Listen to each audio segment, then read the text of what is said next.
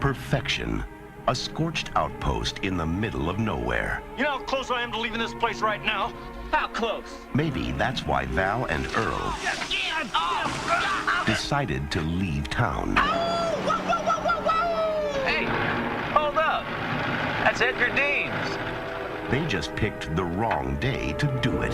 Jeez. You guys better get the hell out of here. There's a killer on the loose. Who could be doing it? Is that a snake? I'll give you boys $5 for this. 20.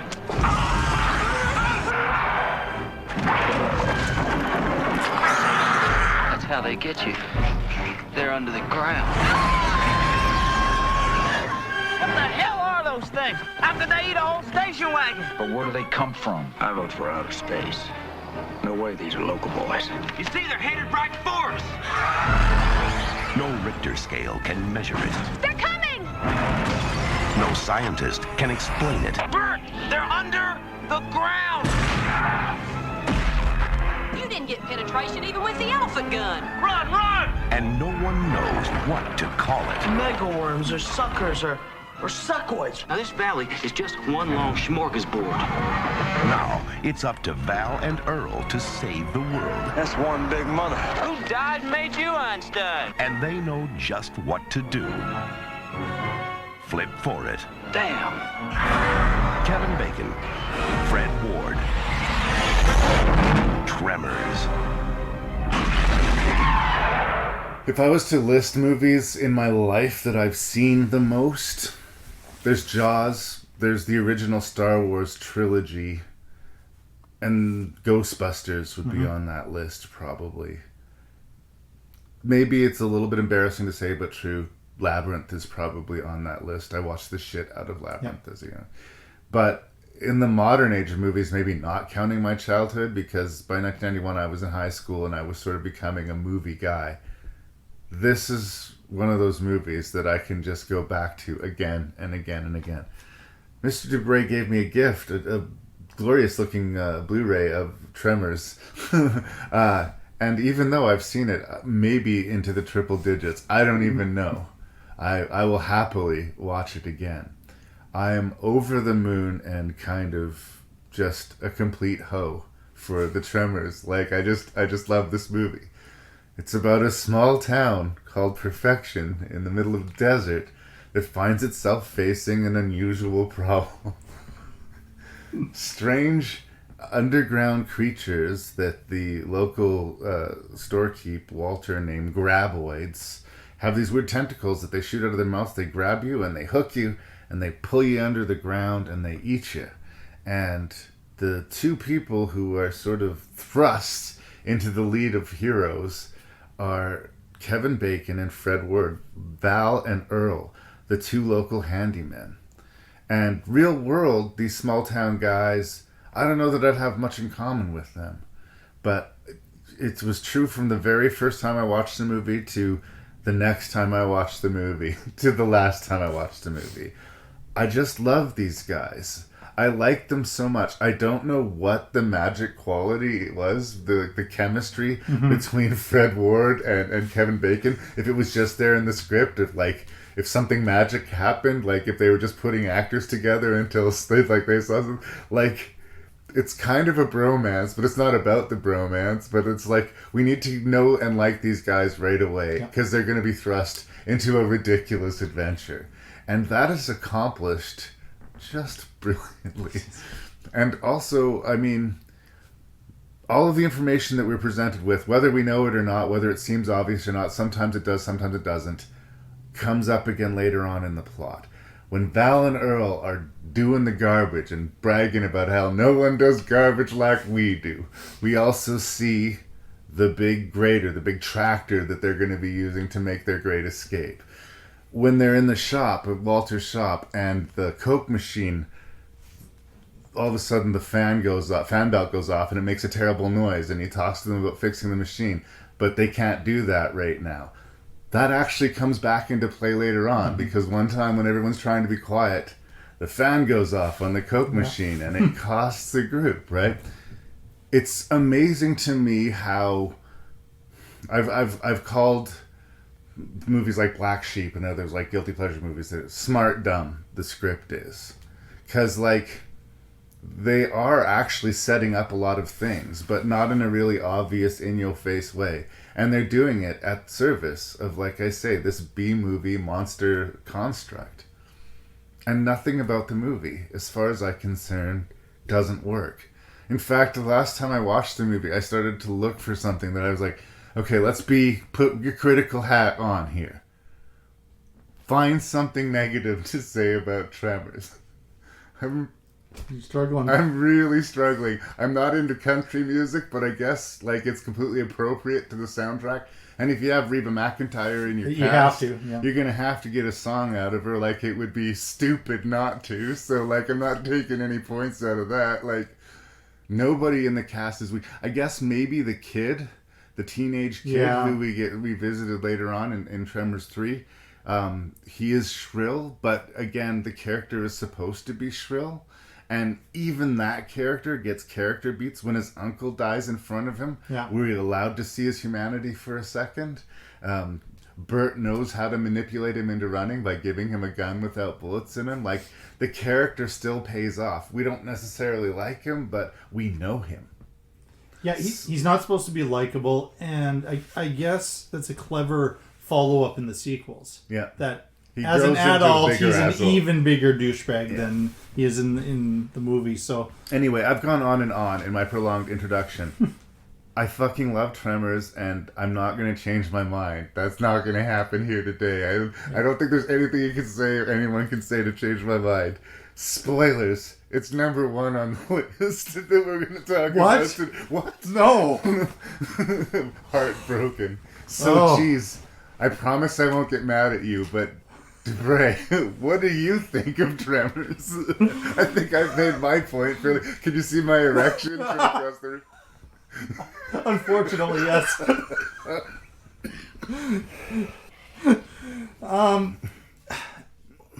I think looking at 5 seconds into this movie, we are right away introduced to Kevin Bacon and Fred Ward. And yeah, there is something about that chemistry. I mean, this was the era kind of all through the 80s and then into the early 90s where we had these buddy movies. Yeah. And for some reason, I don't think they, played up. They would talk about Mel Gibson and Danny Glover and all of these other pairings in action movies. But Fred Ward and Kevin Bacon, who knows why, they work so well on screen together. But they do. And they try to duplicate this in sequel after sequel in this franchise, and it doesn't work. No matter what. Bert has so many different pals and buddies along the way, and being the character who carries the franchise forward. Yeah. But it just doesn't work, and I don't think it's just the writing. I don't think it's just the directing. I don't think it's just... I mean, I have to credit the actors. I think... And I'm surprised that they didn't work together again at some point, because that looked like kind of gold, but maybe they didn't want to do it in some other project, and then it's doesn't work, and then it ruins. I don't think anything could ruin the legacy of Tremors, to be honest. Yeah. It's going to be the number 1 for me too. I don't think that's shocking in the least. Look, a lot of people have turned around on Tremors. A surprising person who turned around on Tremors? Kevin Bacon. Yeah, he was negative about it, wasn't he? Well, at the time he was making the movie, he felt like his star was fading. He had a really successful 80s. Yeah. Like, even the low paycheck movies he got at the beginning of the 80s, Animal House and Friday the 13th, were huge fucking movies, right? They were high profile, right? Yeah. So he was doing well for a while, and now all of a sudden he feels like, I'm in this worm movie, right? And his wife was pregnant. Apparently, she gave birth while he was on set. He got called off set to go be with her while she was having a son. So I think it's one of those things that at the time, he was really stressed out. But now, looking back, it was actually a really amazing time in his life, because he was all about doing this TV show and doing this new pilot again. And he said, I saw him interviewed, probably might even be for the set that you got me.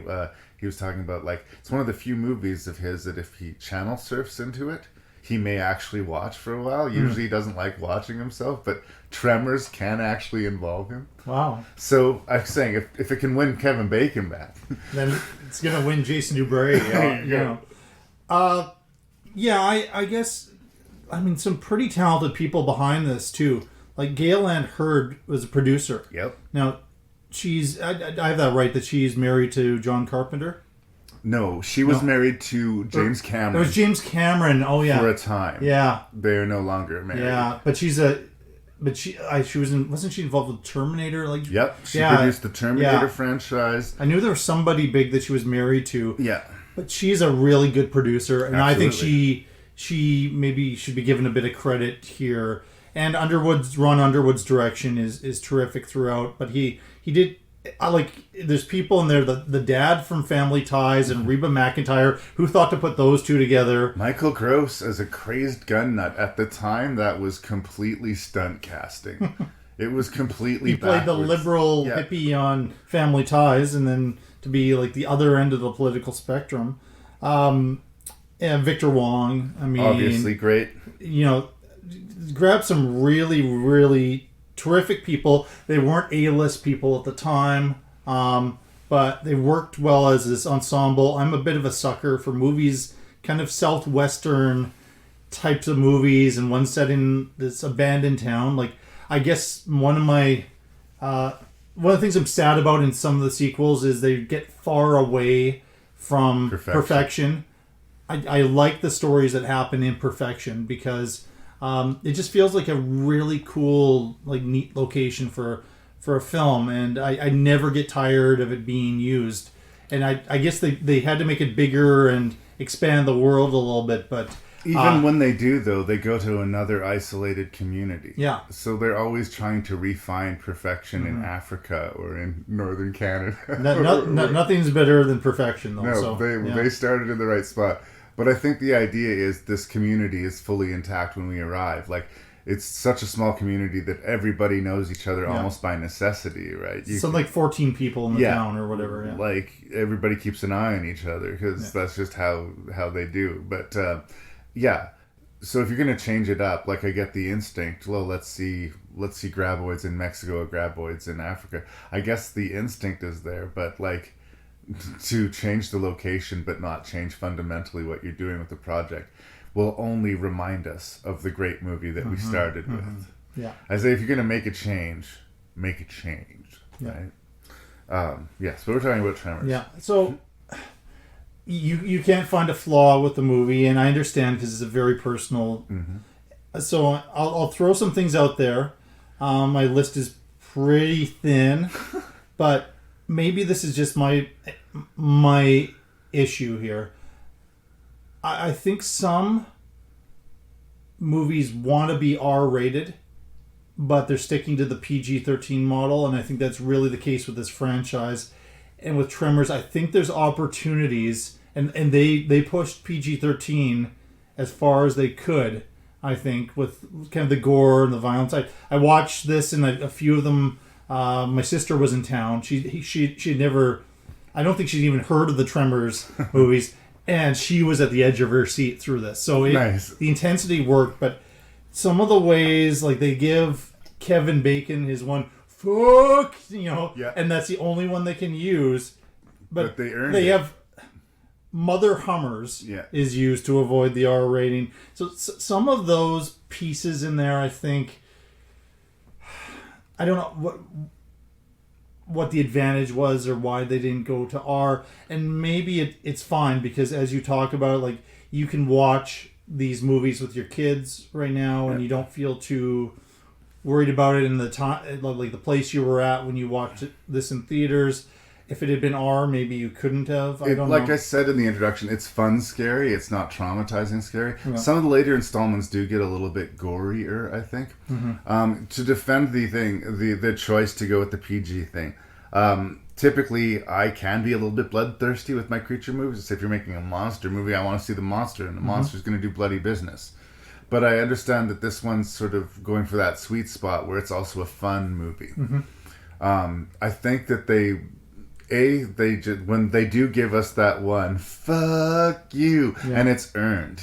And they make it a character quirk of the Fred Ward character that if he ever says anything too untoward, he always says, "Pardon my French." Yeah. And it sort of becomes like this thing where everybody's almost out of just deferring to his personality, careful what they say around him, because pardon my French.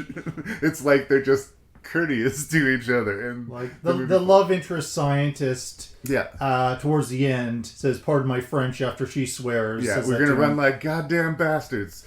Pardon my French. Yeah. But again, like, nothing's wasted in the movie. That's another prime example of that. Like, they use that for her character later on, too. Here are the two other things. And feel free to greatly disagree with me on this one. Oh, I'm going to play D. Yeah. The music score feels very Back to the Future 80s to me. I actually found the score distracting. Picky point. I mean, I didn't seem inappropriate. Like I said, I'm not a country guy. It's sort of, there's a lot of that twangy guitar to it. I don't mind some of that, but there was a little bit of like the action score felt, I don't know, I don't know why it was Back to the Future reminded me of, but it felt a little bit like, and it was a studio produced film, so that makes sense. I can agree with you to go so far as to say it's not a very sinister score. No. There's a few times where they're using, like, what's that? Is it a didgeridoo? Like, it's like, I think it's an Australian instrument. Like, it's almost like a signifier that the Tremors are around, or it just passed by. Yeah. And that kind of works for me because it's kind of got this weird alien sound to it. But for the most part, it just sort of seems countrified and sort of regional and appropriate. But it doesn't draw attention to itself. It's a weirdly, other than that one night sequence, it's a broad daylight movie. And I think they sort of act and feel like they don't go far beyond the premise as far as that. The monster's enough to scare you. They don't do a lot of like, wait for it, or they don't do a lot of like, oh, the music's coming up, something's about to happen. Yeah. They're playing a different game here. Yeah, I think it was just the general... there was something about the music that just took me out of, like I was in a different movie than the one I was in. Right. The country stuff I didn't mind, and the sound that you're talking about with the didgeridoo, I didn't mind that either. But the general kind of action score just felt like it belonged in a different type of film, I guess. And here's the one that's maybe a bit of a harder one. I've come around. Fortunately, I've come around on Michael Gross. Like if you didn't like him, I think the next 6 movies would be tough going. But this time around, I'm still not completely convinced that Reba McEntire is that good in the film. She's a delightful presence to have, and my sister was like, Reba McEntire's in this? Like she... I will say, nor is she bad, particularly in the film. Like, she didn't stand out to me as bad. She doesn't have an awful lot to do. No. She does a lot of support work for Bert. I do like, there's that one scene where she's cooling Bert off and walking away, and she's like playing along. Yeah, I know, he thinks he knows everything, like she sort of plays along to try and cool him out. But I think she's adequate to the job. Mm-hmm. I think that the producers rightly thought it was a good thing for the movie to have Reba McEntire in it. And the fact that she expressed interest was like probably a lovely surprise for everyone. And a lot of times that stunt casting stands out in a really ugly way, whereas I would argue that wouldn't happen here. It didn't happen here. She didn't blow me away, but I wasn't like, oh, she's clearly not an actress. No, she can act, for sure. And I've in the things that she does, her niche area, I think she's maybe a bit stronger than in this. But I mean, I remember being excited to see her in the movie initially, and maybe she brought some of like the country music songs they used were a little bit easier to get the rights to because she was involved with the movie. So from a producing point of view, it makes sense. But that's all I have. Like, I really enjoy it. I'm not a country fan, but Dropkick Me Jesus to the Goalpost of Light is going to make me smile every time. Finn Carter. Finn Carter plays Rhonda Levesque. She's one of the few people in the movie that's not necessarily one of those recognizable faces. Like, whether or not you know Michael Gross, when you see him in this movie, you'll be like, oh, okay, that's Michael Gross. And like the guy who plays Walter, with Victor Wong. Victor Wong has been Like whether or not you know Yeah. who we say when we say Victor Wong, if you're looking at a picture of Victor Wong, you go, "Oh, I know that guy." Right? yeah, Big Trouble in Little China. I mean, Yeah. you know. For some reason, Finn Carter is the one member of the cast who hasn't seemed to achieve that notoriety. And I think she's awesome in the movie. And she kind Nothing wrong with of... it. She's still been working. I looked up her IMDb. She does a lot of TV. She's kind of one of these, in a way, enviable acting positions where she's been working fairly regularly, but kind of invisibly. But I just wanted to shout Yeah. her out. Both the character, like in that she's not overly sexualized, and she does, I guess, have one rescue me scene, but I don't know, I feel like it's earned. She gets caught up in some barbed wire, and it's not that she's helpless. It's like a traumatic situation sort of presents itself, and everybody has to deal with it. It's not, you know, Hercules questing into the lair to rescue the maiden fair, right? It's a different thing. And she's the one name that always gets missed whenever I talk about Tremors, so I wanted to make sure to hit Finn Carter. Thanks for doing that. The other thing I want to credit, not just this movie, but the sequels with, is female characters get in on the action All the time. and are very intelligent. Yep. Like they don't have. I mean, it's a criticism of horror movies that they have two-dimensional or one-dimensional females as basically objects for the male hero to have as a sexual object or a girlfriend or whatever. I mean, there's a bit of an earned romance in here, but she can hold her own, and I appreciate that about the series. I don't think there would be too many arms crossed looking at this through the the Me Too lens. Generally speaking, with the exception of the Michael Gross characters, they don't tend to deal in like overly familiar constructs, especially with the female characters. And I like not only are most of the female characters strong, but they're also equally up for grabs. A lot of times in the movies, if they have that alpha female character, you're like, oh, she's safe. Nothing's going to happen to her, right? No, Tremors. Not always. Tremors will eat. They'll eat a lot of people. Yeah, I don't know what more I can say about the original Tremors. I have reviewed it before on the podcast. It's a personal thing. I know plenty of people like Tremors, and that's it. They've watched it once and they put it behind them, and that's fine. That's a good thing. I have this special fascination with it. It's just... It was one of the movies that helped me to fall in love with movies. Yeah. It was a real triggering thing for me. And it was sort of crystallizing what I'm looking for, in especially at that time in my life for horror. I wanted it to be scary, but I wanted to have fun. And this movie just is that, to a way that it's hard to compare. Yeah. I've watched it 4 times, and it's a lot of fun, but it also has some real scares. So it's a worthwhile film. It just unfortunately didn't make my list of the Not quite the best 20 of the 90s. 90s horror movies.